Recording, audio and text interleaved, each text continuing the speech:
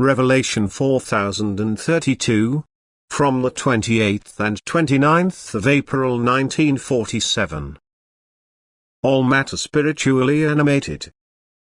Even matter, which seems lifeless in itself, carries life within itself and must therefore be recognized as a bearer of spiritual substances, even though it is incomprehensible to you that something of essence has been assigned the hardest matter to stay in which it apparently cannot develop. Thus it is to a certain extent forced into inactivity. But God knows about the will of this beingness and has given it the cover accordingly. But as long as the will of the spiritual is opposed to God, it is also unwilling to carry out activity according to God's will, thus it is also denied the possibility to be active in service. But activity means life. An inactive being will therefore remain in a dead state, and therefore its cover, matter, will remain unchanged for an infinitely long time. And yet, it is inhabited by something of essence which feels a hard external form as constant pressure, as a fetter, in order to now be driven to give up its resistance so that it will be relieved of its agonizing state. Matter itself is likewise spiritual, which is God resisting, which therefore only begins its course of development. But this spiritual can likewise only redeem itself through service. And its service consists in that it is a cover for the already more mature spiritual, which enables it to serve. Thus, through its willingness to help the spiritual in its ascent development, it can itself mature and slowly gain the degree which also earns it a cover and in which it is permitted to be of service. But the process of development takes a long time, so that matter itself needs a long time before it is completely dissolved and one can speak of overcoming it. But now the course of development must be continued, and this until many spiritual entities have united, and this is expressed by ever more perfect and greater forms. As long as the spiritual entities have so-called dead matter as their abode, the state of these entities is constant, that is, they remain in God-resisting will and therefore cannot expect any change in their surroundings and their external form. In the knowledge of eternity, however, matter is so arranged that the spiritual, which is most likely to weaken in its resistance, enlivens the outer edge of matter, which is why even the slight change, which takes place in an infinitely long time, is dimly recognizable to the human eye from outside, while the inside of matter remains unchanged and does not release what is bound in it until God's will and power intervenes and destroys matter or allows it to be destroyed. Then the inner spiritual can also take the path to the light, if it is willing. Once it has found the path to the light, it also pushes towards it, for even hard matter feels the benefit of the light and increasingly weakens its resistance to God. But the state of the spiritual in this matter is completely different from that in the softer deformation, in the plant and animal world, where life is visible to the human eye and therefore something essential is also recognized in it. For in this deformation the spiritual can already move more freely and be active, even if according to divine law.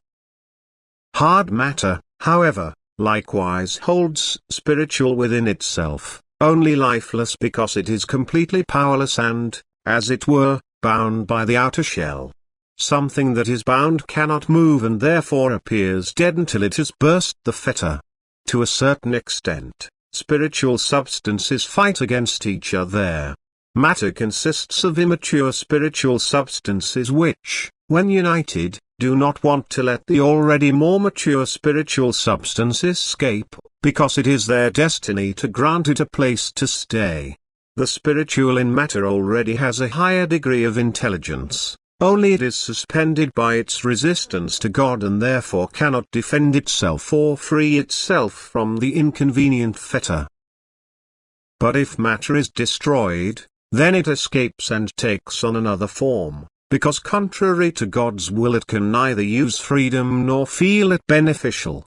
If the act of destruction has taken place in accordance with divine will, then the spiritual substance will take on a form which signifies further development for it, whereas in the case of unplanned destruction, by human evil will, the spiritual substance will seek the same form again, despite the torment it endured therein, because all spiritual substance is subject to God's law of compulsion before its embodiment as a human being. However, all matter must be regarded as a shell of spiritual substance which is intended to develop upwards as long as this matter represents something useful, as long as it can still be used for things which fulfill a serving purpose.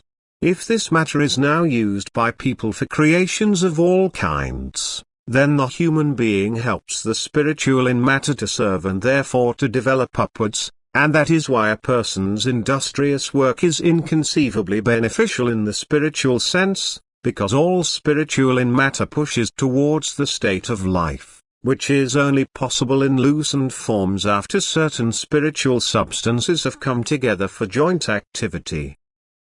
The course of upward development therefore proceeds in such a way that every deformation must be regarded as a shell of spiritual substance, which constantly changes, but in the beginning requires a long period of time until the state of activity, the state of life, sets in, but then the soul substances in the form multiply. Thus one can certainly speak of a soul, which, however, may not be compared to a human soul, because the latter unites all soul substances.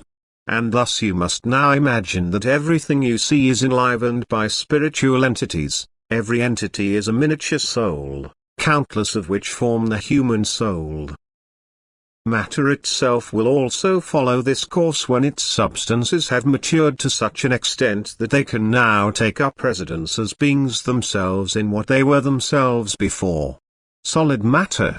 Thus, to a certain extent, two developmental courses have to be covered in the state of compulsory.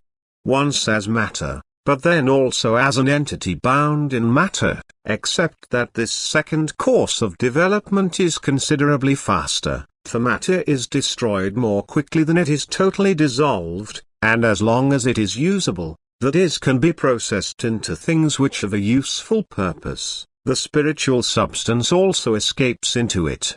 The spiritual in it does not escape either, only it is often without activity for a long time and therefore suffers.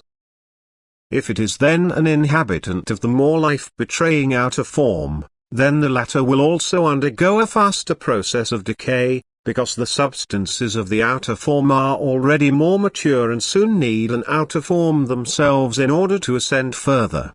All spiritual substances must travel the path through the whole of creation, otherwise they would not be able to live through the last stage in a human soul. For this soul is formed from all earthly creations in the smallest measure.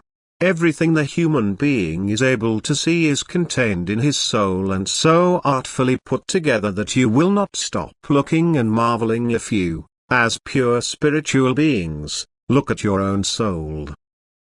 You hear it but you don't grasp it as long as you stay on earth, yet knowledge of it is given to you so that you, who are called to the teaching ministry in the last time before the end, will be properly informed, so that you can truthfully imagine the course of ascent development and also provide information if it is required of you.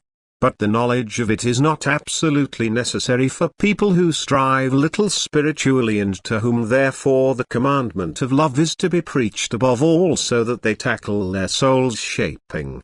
They should only know about the endless long path of their soul beforehand so that they are aware of the great responsibility they bear towards their soul. Amen.